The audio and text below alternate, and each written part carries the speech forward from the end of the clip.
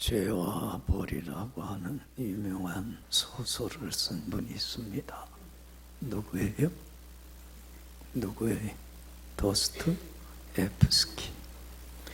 러시아가 나온 세계적으로 유명한 소설가입니다. 근데 이분이 28살 젊은 나이 때 국가 내란 음모죄에 연루가 돼갖고 사형 선고를 받게 됩니다. 그리고는 추운 겨울날 사형장에 끌려나가 사형 집행을 당하게 됩니다. 그 당시에는 총살령이라 같은 죄목 있는 사람들과 함께 기둥에 묶여갖고 이제 총살을 기다리고 있습니다. 그 앞에는 군인들이 총을 다 장전하고 서 있어요. 이제 이 땅의 삶이 도스토옙스키가 얼마 안 남았는 거라.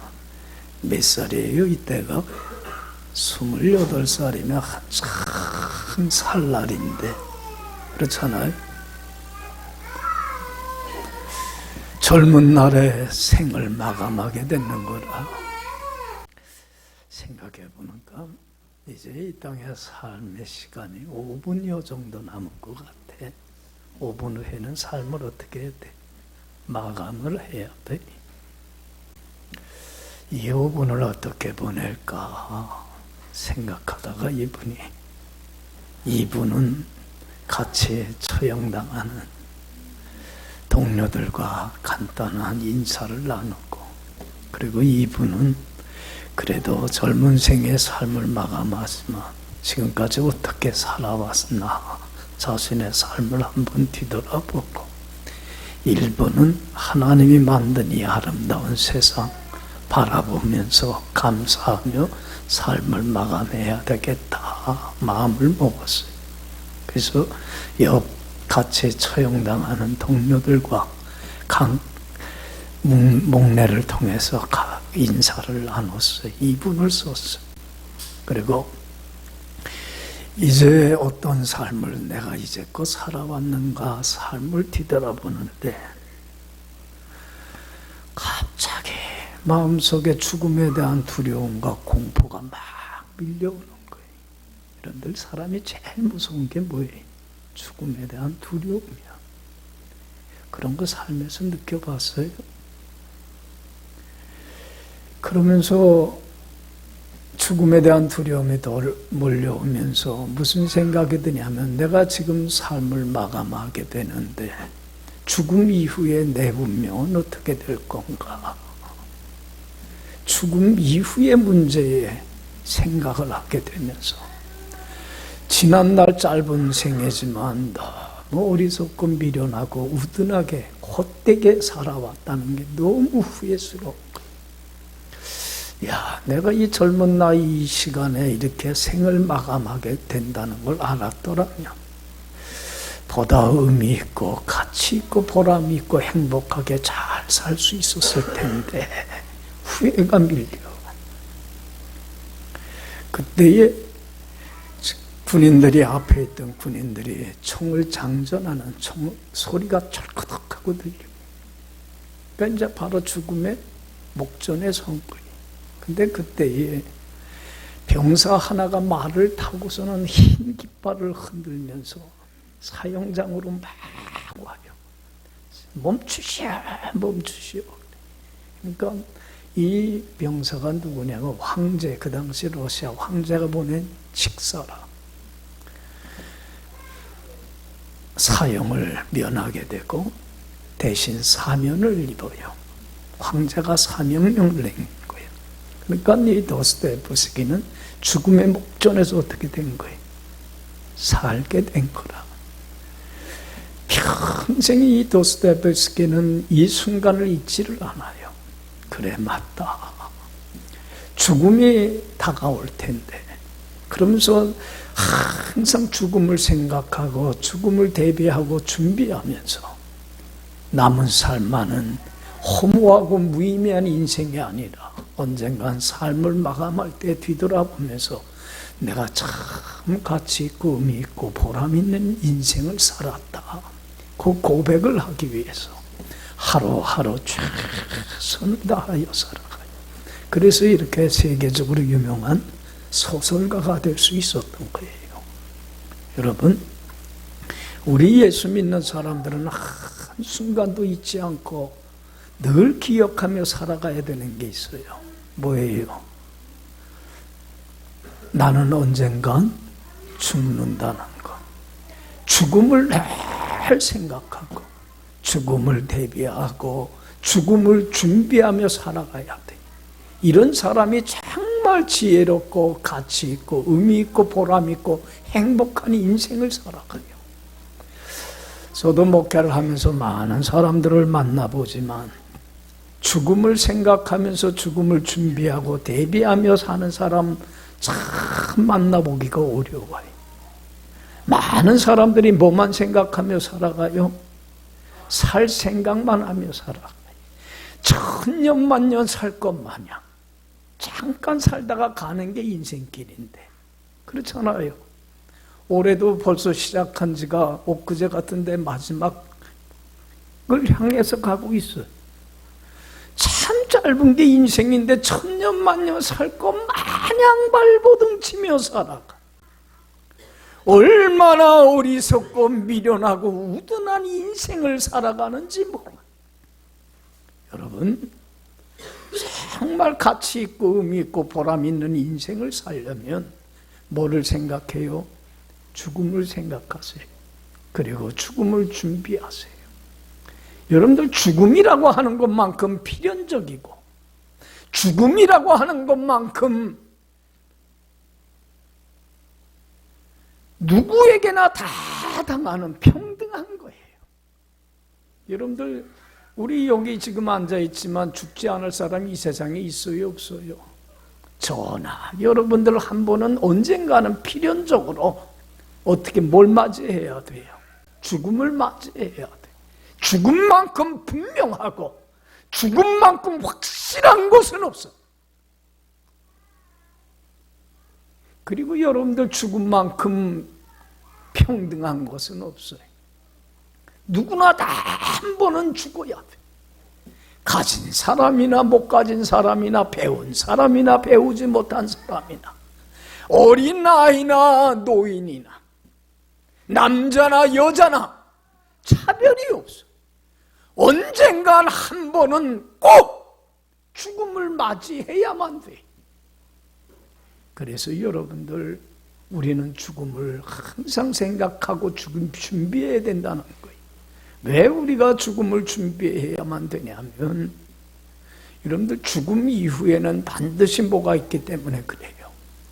여러분들, 죽음으로서 끝난다면 아무렇게나 살다가도 괜찮아. 이렇게 사나 저렇게 사나 한평생이. 그렇지만 죽음 이후에는 반드시 역사적인 심판대 앞에 선다고 하는 사실을 우리는 한순간도 잊지 않고 살아가야 돼. 그래서 고린도전서 9장 27절에 그랬지요. 히브리서 9장 27절에 한 번 죽는 것은 뭐요? 정한 이치. 죽음으로부터 벗어날 수 있는 사람은 아무도 없어요. 육신의 죽음은 반드시 맞이해야만 돼. 그러나 그 후에는 반드시 뭐가 따라요? 심판이 있어요. 우리 예수 믿는 사람들은 천국에 가서 의로우신 재판장이신 주님 앞에 반드시 서야만 돼요. 그때에 주님이 우리에게 이렇게 물어볼 거예요. 더럽고 추한 죄인된 너를 이 천국으로 이끌기 위하여 나는 봄 버려 피 흘려 생명까지 다 버렸는데 넌 날 위하여 뭘 하며 살다가 왔느냐고 물어볼 때에 우리는 대답할 말이 있어야 되는 거예요. 부끄러운 구원을 얻어서는 안 되는 거예요. 그렇잖아요. 그때에 주님으로부터 잘했다, 충성된 종이라 칭찬받고 존경받고 사랑받고 영광받고, 그리고 주님으로부터 넌 참 잘 살았다, 주님으로부터 시들지 않고 썩지 않고 영원한 생명의 면류관 상급을 받는 우리 모두가 되어야 할 줄로 믿습니다. 그러기에 우리는 이제는 한 번 주어진 이 삶, 죽음을 생각하며 하나님 앞에 설 걸 대비하며 바르고 참되게 신실한 그리스도인의 인생을 살아야 돼. 여러분들, 사도 바울을 제가 참 좋아하는 이유가 뭐냐면, 사도 바울은요 항상 주님의 심판대 앞에 설 것 늘 생각하면서 준비하고 대비하는 인생을 살았어요. 여러분들, 사도 바울이 여러분들 믿음 생활하면서 하나님의 일을 하면서 얼마나 많은 핍박과 시험과 유혹들을 받습니까?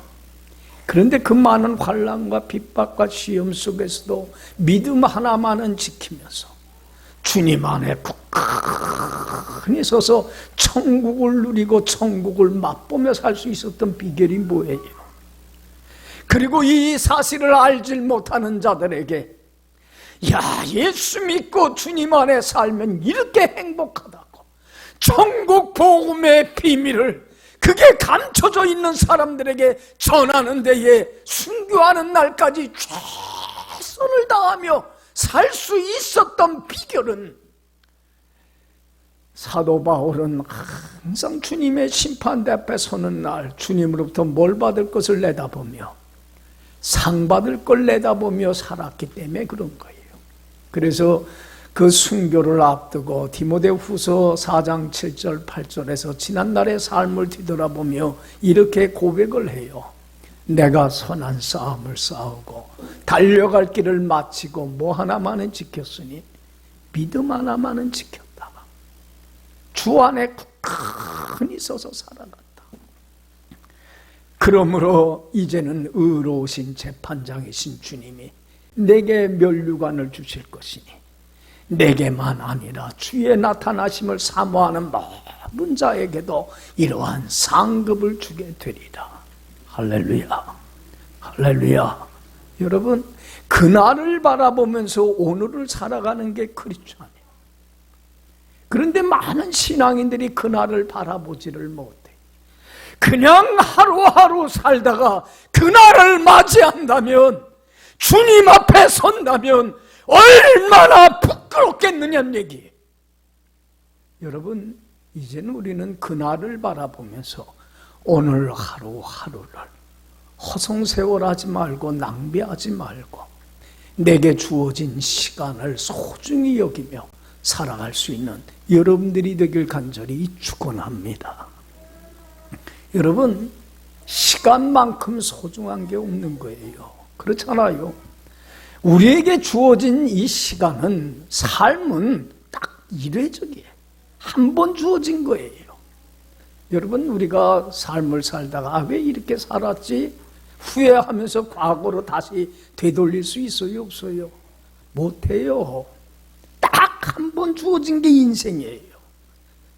그렇기 때문에 이 시간을 낭비하고 헛된 일에 소비하고 허무하고 불행한 삶을 살아가서는 안 돼.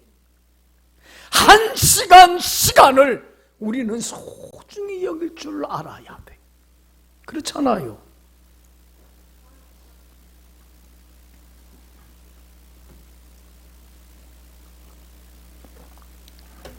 여러분, 그 벤자민 프랭클린이라고 하는 참 미국의 유명한 사상가요, 정치가요, 또 이 훌륭한 과학자인 분이 있습니다.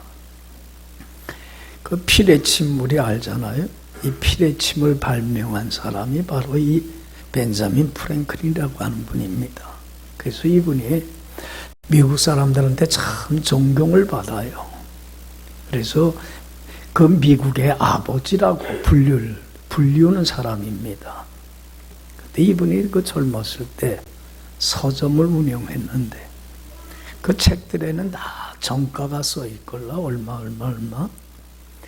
근데 하루는 한 손님이 와갖고, 그래요, 책을 골로가 가지고 나와서는 이 책 얼마요? 그래.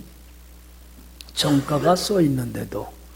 그래서 그 벤자민 프랭클린이 친절하게 그 책값 $1입니다 대답을 했어요.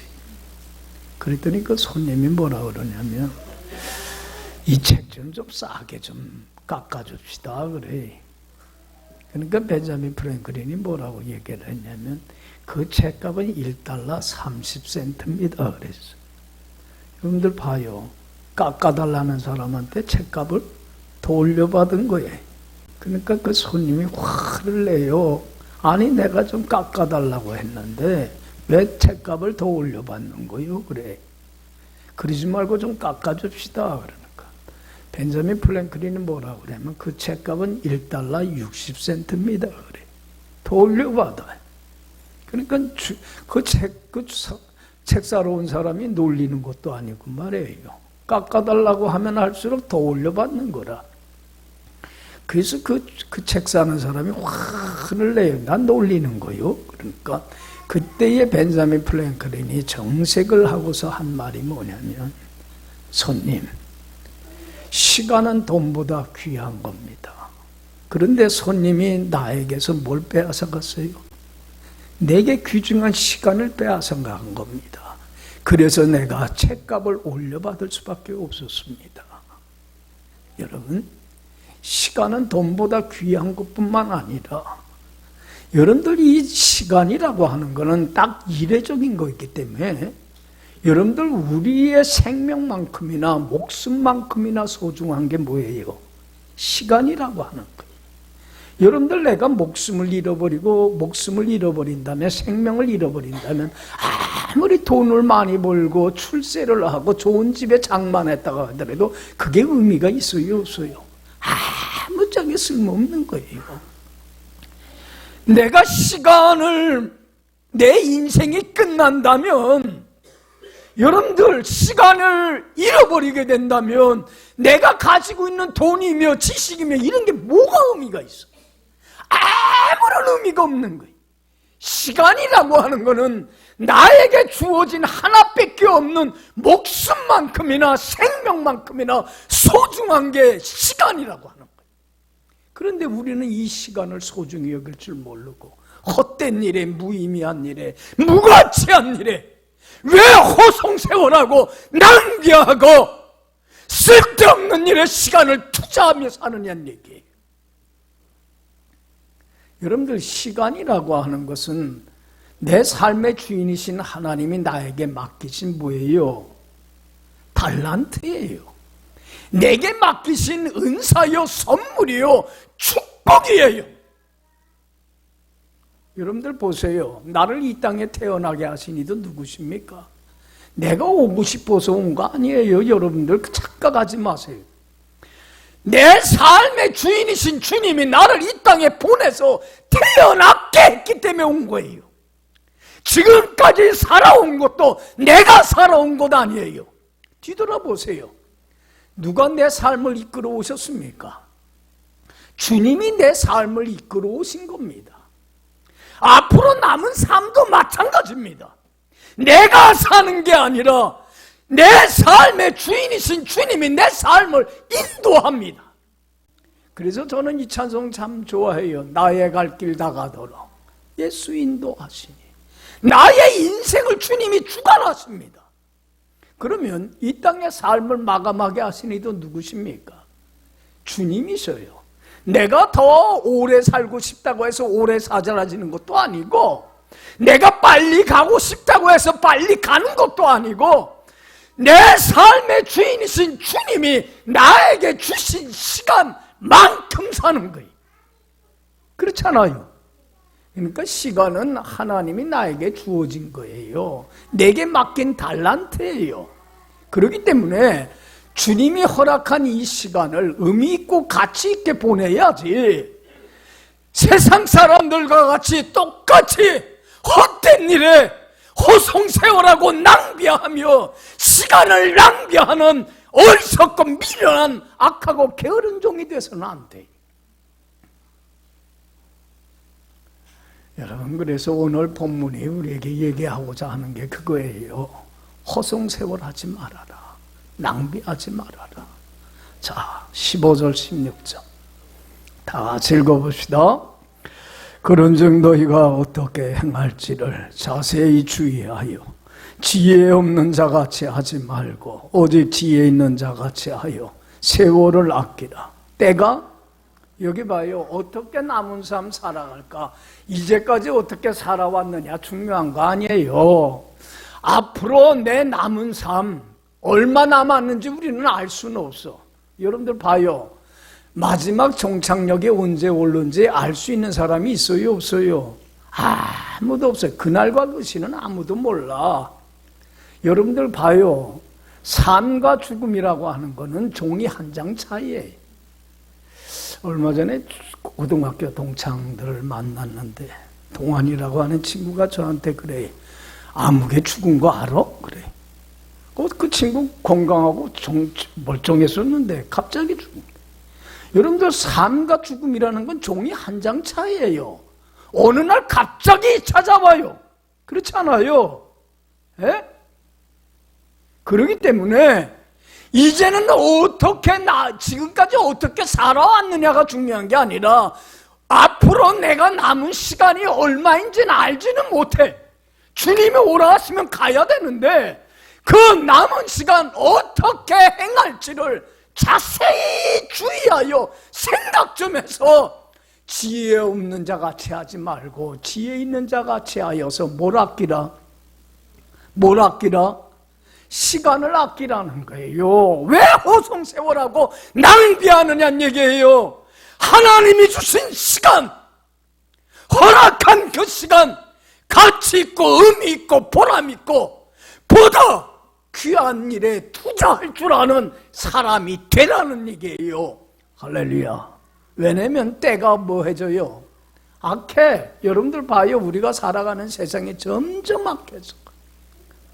하나님의 뜻과는 정반대로 흘러가요. 하나님의 마음을 얼마나 아프게 하고 상심시키는지 몰라 이 세대의 풍조가. 그런데도 불구하고 우리 믿는 자들도 어그러지고 잘못돼가는 이 세대의 풍조를 쫓아가요? 안 쫓아가요? 헛되고 헛된 걸 쫓아가면서 세상 사람들과 똑같이 허무하고 무의미하고 무가치하고 불행한 삶에 자기들의 삶과 시간을 투자하며 살아가고 있어요. 이게 얼마나 어리석고 미련하고 우둔한 인생이냐는 얘기예요. 여러분, 우리는 이렇게 살아서는 안 된다는 거예요. 그러면 남은 생에 어디에 우리의 삶을 쏟아붓고 투자해야 되는가? 정말 가치 있고 의미 있고 보람 있고 행복한 인생은 뭔가? 그걸 얘기해 주는 게 16절이에요. 우리가 남은 삶 어떻게 살아가야 될까? 16절, 17절 다 같이 읽어봅시다. 그러므로 어리석은 자가 되지 말고 오직 주의 뜻이 무엇인가? 여기 봐요. 그러므로 이제는 어리석은 자가 되지 말고 뭐를 이해하라? 주님의 뜻이 뭔가를 이해하고 깨달으세요. 야, 하나님이 나한테 원하는 게 뭘까? 하나님이 내게 바라는 게 뭘까? 하나님이 그 좋아하는 걸 깨닫고 하나님 편에 서서 하나님 마음에 합하게 살아가라는 거예요. 여러분들 보세요. 이 세상에서 제일 행복한 삶이 뭔지 알아요? 가치 있고 의미 있는 인생이 주님이 원하고 바라는 걸 삶의 순간순간 잘 깨닫고 하나님이 하라는 건 뭐하고 하고 하지 말라는 건 하지 않으면서 주님을 기쁘게 하고 주님을 영화롭게 하고 주님께 존귀와 찬양을 돌리는 삶, 이것만큼 가치 있고 의미 있고 보람 있고 행복한 인생이 없다는 얘기예요. 할렐루야. 할렐루야. 믿어요? 여러분들 여기 봐요. 여러분들 오늘날 세상 사람들은 누굴 위해서 삽니까? 다 자기를 위해서 살아요. 자기를 기쁘게 하고 자기를 즐겁게 하고 자기를 행복하게 하고, 그러니까 자기라고 하는 감옥에 갇혀서 나, 내 가정, 내 자녀 거기에 매여서 살아가. 여러분들 왜 삶들이 그렇게 힘들고 고달파지는지 이유를 알겠어요? 왜 삶의 의미와 보람을, 행복을, 만족을 느끼지 못하며 사느냐면 다 자기를 위하여 살기 때문에 그래. 여러분들 자기를 위하여 사는 것만큼 어리석고 미련하고 우둔한 인생이 없어요. 가장 가치 있고 의미 있는 삶은 누구를 위하여 사는 거예요? 주님을 위하여 사는 거예요. 주님을 기쁘게 하기 위하여, 주님을 영화롭게 하기 위하여 말씀에 순종하며 주님 안에 살아가 보세요. 여러분들 봐요. 주님의 뜻을 잘 깨닫고 주님이 원하는 대로 주님을 기쁘게 하며 사는 게, 그러면 주님께 영광 돌리면 여러분들 봐요. 주님의 세상 끝날 때까지 함께해서 우리 전삼 책임져 주셔요, 안 해주셔요? 책임져 주실 뿐만 아니라 하나님이 한없이 부어주시는 은혜와 축복과 영광 속에서 가장 천국과 같은 행복한 인생을 사는 거예요. 할렐루야, 할렐루야. 이것만큼 가치 있는 인생이 어디 있어요?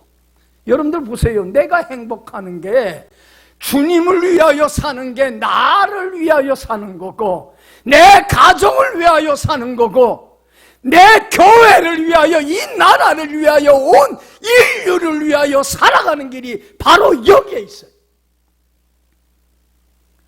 그런데도 우리는 자꾸 이 세상이 악해져 가는데, 하나님과 뜻 반대로 흘러가는데 이 세대의 풍조를 쫓아가며 살고 있어요. 여러분들 봐요. 이제는 여러분들 어그러지고 거스러져가는 이 세대의 풍조 쫓아가지 마세요. 그들이 어떻게 살든지 간에 우리는 주님의 뜻을 깨닫고 누구 뜻대로만 살아가요. 주님이 기뻐하고 주님이 원하는 삶을 사세요. 이게 후회함이 없는 가장 복된 인생입니다. 할렐루야. 그런데 우리 고민이 뭐냐면, 주님이 원하는 거하고 내가 원하는 게 일치하면 참 좋은데 일치하지 않을 때가 많아, 안 많아요? 참 많아. 우리 크리스찬들이 가지는 고민이, 유일한 고민이 여기에 있는 거예요. 하나님이 원하고 바라는 건 여기 있는 걸 알아. 그런데 나는 이 하나님이 원하는 길로 가지 않기를 원해. 하나님이 원하는 걸 알면서도 내가 왜 하나님이 원하고 바라는 길을 못 가냐면 뭘 내려놓질 못해서 그래. 내 생각과 내 뜻과 내 고집과 오만과 내 욕심을 내려놓지를 못해서 그래. 그렇잖아요. 예? 하나님이 원하는 걸 알면서도, 그 길을 가야 된다는 걸 알면서도, 이 길만이 내가 의미 있고 행복한 인생길이라는 걸 알면서도 그 길을 가지 못하는 이유가 뭐를 내려놓질 못해요? 내 생각과 내 뜻을 내려놓질 못해서 자꾸 곁길로 가버리고 마는 거예요. 그러니까 삶이 그렇게 힘들고 고달픈 거예요. 삶의 허무함이 찾아오는 이유가 거기에 있는 거예요. 여러분, 경제적인 문제가 아니에요. 그런데 여러분들 물어봅시다. 하나님이 원하는 길을 걸어가려면 내 생각, 내 뜻을 내려놔야 되는데, 여러분들 이게 쉬워요, 어려워요? 쉬워요, 어려워요? 이건 쉽다, 어렵다의 문제가 아니에요. 늘 설교하지만 어렵고 힘든 게 아니고 불가능한 거예요. 내 생각과 내 뜻과 내 의지와 내 노력을 가지고 나를 내려놓고 하나님 뜻에 굴종시키는 길은 불가능한 길이에요. 여러분들 알아요? 인정해요? 근데 왜 내가 내 생각으로, 내 의지 갖고, 내 힘으로, 내 노력으로 이 길을 걸어가려고 그래? 대단한 오만이에요. 그러니까 사람들이 내 의지로 맞아, 내가 이 생각 내려놓고 하나님 원하는 삶을 살아야지. 그러다가 안 되니까 어떻게 돼요? 좌절하고 낙심하고 자기한테 실망을 하고, 나는 이렇게 뺏기 못하나 보다. 자꾸 여러분들 자신에 대해서 정죄하고 자아들하고, 그러면서 자기의 마음 편안해지려고 정당하고 합리화하고 변명하고. 여러분들 봐요. 이 영적 위기를 극복을 못해서 누구나 쓰러지고 넘어질 때가 있고 패배할 때가 있는 거예요. 그런데 그때에 자꾸 정죄하지 마요. 거기서 우리가 꼭 깨달아야 되는 게 있어요. 배워야 될 게 있어요. 한 가지만 배우면 돼요. 내 힘으로는, 내 능력으로는 아무것도 할 수 없다는 거. 그러면 딛고 일어설 수 있어요. 나는 못해요. 누가 해주셔야 돼요? 하나님이 해주셔야 돼요. 전심으로 하나님을 의지해야 돼요. 여러분들 봐요. 하나님은 우리의 연약함을 아시기에 우리 안에 누구를 보내주셨어요? 하나님 자신이신, 하나님의 영이신 성령님을 보내주셨어요. 할렐루야. 성령님이 내 안에 내주하시고 나와 함께 하세요. 내가 내 뜻을 내려놓고 하나님 뜻에 굴종해서 하나님을 기쁘게 드리는 삶을 살기를 간절히 구할 때 성령님은 내게 그러한 삶을 살 수 있는 능력을 주셔요. 믿습니까? 그래서 여러분들 18절에 하신 말씀이 그거예요. 18절 다 같이 읽어봅시다. 술 취하지 말라. 이는 방탕한 것이니 오직, 여기 봐요. 술 취하지 마라. 이는 방탕한 것이니 뭐에 충만함을 받으라?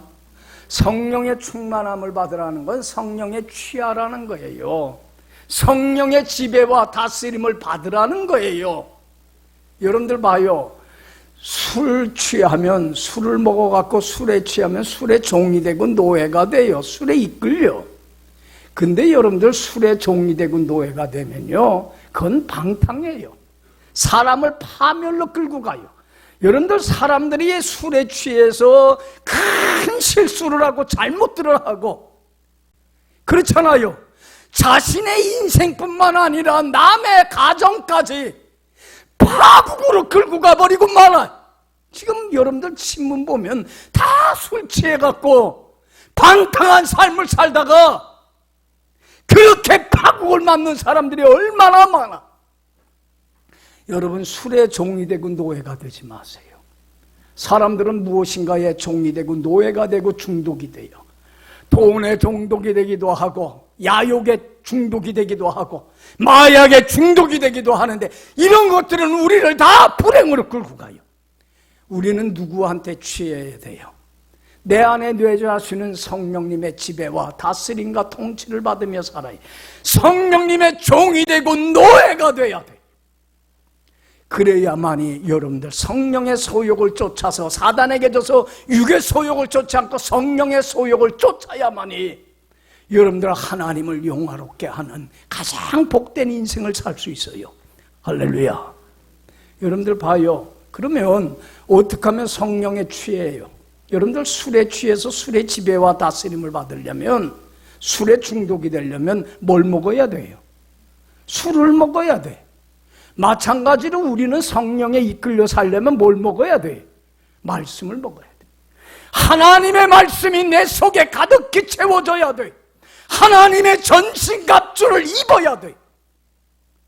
말씀을 사모하며 늘 말씀 듣고 배우고 읽고 외우고 묵상하면서 그 속에서 나를 향하신 하나님의 뭐를 깨달을 줄 알아야 돼요.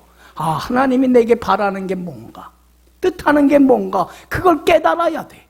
그리고 하나님께 무릎 꿇고 기도해야 돼요. 하나님, 내 뜻을 내려놓고 하나님 뜻에 어떻게 굴종해서 하나님이 원하는 삶을 살아 하나님을 기쁘게 하고 영화롭게 하길 원합니다.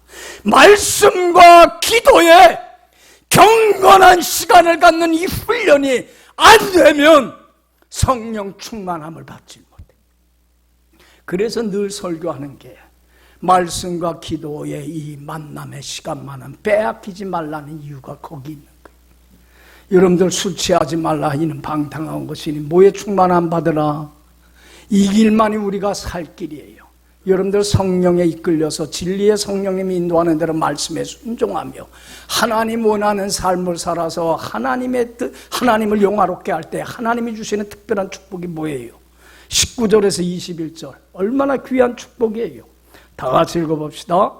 시와 찬송과 신령한 노래들로 서로 화답하며 너희의 마음으로 주께 노래하며 찬송하며 범사의 우리 주 예수 그리스도 이름으로 항상 아버지 하나님께 감사하며 그리스도를 경외함으로 피차, 여기 보세요.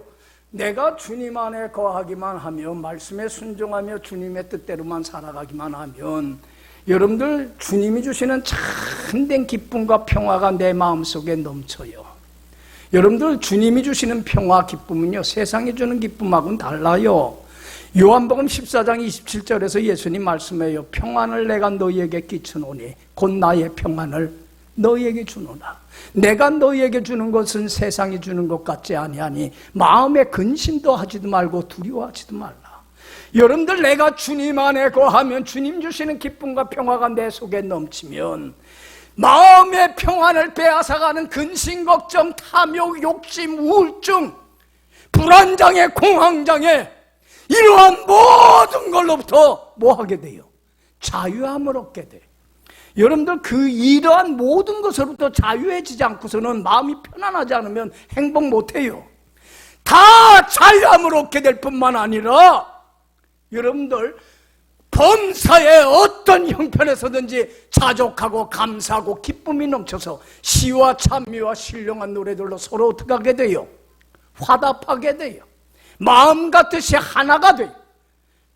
감사가 찬양이 기쁨이 행복이 차고 넘쳐나요. 범사의 우리 주 예수 그리스도의 이름으로 항상 감사가 하게 돼요. 그리고 하나님을 경외함으로 피차 어떻게 하게 돼요? 복종하게 돼요. 여러분들 봐요. 내가 하나님을 경외한다는 게 하나님을 가장 사랑한다는 거예요. 하나님을 가장 사랑해서 주님의 말씀을 듣고 순종하고 따르며 하나님의 뜻대로 살아가는 사람은요 하나님을 존중히 여기듯이 다른 사람을 어떻게 해요? 존중히 여겨요. 그래서 정말로 그 사람을 존중히 여기며 그의 말을 듣고 그가 원하고 바라는 게 그의 뜻이 뭔가를 잘 캐치해서 그가 원하는 대로 살아가줘요. 그러면 그 사람을 행복하게 하고 즐겁게 해주면 그 사람도 내 말을 어떻게 해요? 나를 존중히 여겨주고 내 말을 듣고 내가 원하고 바라는 게 뭔가를 잘 캐치해주고 내가 원하는 걸 살아서 그러면 여러분들 부부간에도 부모와 자식간에도 성도간에도 여러분들 보세요. 내가 상대방을 존중히 여기고 그가 원하고 바라는 걸 해주면 그 사람도 나를 존중히 여기고 내가 원하고 바라는 걸 해줘서 마음과 뜻이 하나가 돼서 참으로 행복한 가정을 이루어가고 행복한 신앙생활을 할 수 있는 거예요. 할렐루야. 할렐루야. 여러분들 왜 이렇게 부부간에 부모와 자식간에 아직도 하나가 안 되고 싸우고 다투고 갈등 속에 사는 이유가 뭐냐면 상대방이 나를 존중히 여겨주기만을 원해. 그래갖고 내가 원하고 바라는 게 뭔가를 잘 깨닫고 내가 원하는 대로만 와주길 원해. 여러분들 그러면 서로 존중이 여겨져요? 서로 싸우고 다투고 갈등하고 부모와 자식 간에 부부 간에 왼수같이 지내는 이유가 거기에 있는 거예요. 여러분들 정말로 영주도적인 삶을 살면서 하나님과 하나됨을 지키세요. 주님이 원하고 바라는 대로 살아서 하나님을 영화롭게 해보세요.